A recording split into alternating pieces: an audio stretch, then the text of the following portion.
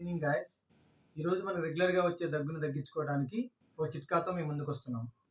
చిట్కా కావాల్సిన పదార్థాలు: ఉల్లిగడ్డ, అల్లం, వెల్లుల్లి. వీటన్నిటిని కట్ చేసి రెడీగా పెట్టుకోవాలి. ఆ తర్వాత ఒక గాజు గ్లాస్ తీసుకొని మొదటిగా ఉల్లిపాయ ఒక లేయరు, తరువాత అల్లం ఇంకో లేయరు, ఆ తర్వాత వెల్లుల్లి ఇంకో లేయర్ వేసిన తర్వాత హనీ ఒక స్పూను వాటి మీద పోయాలి.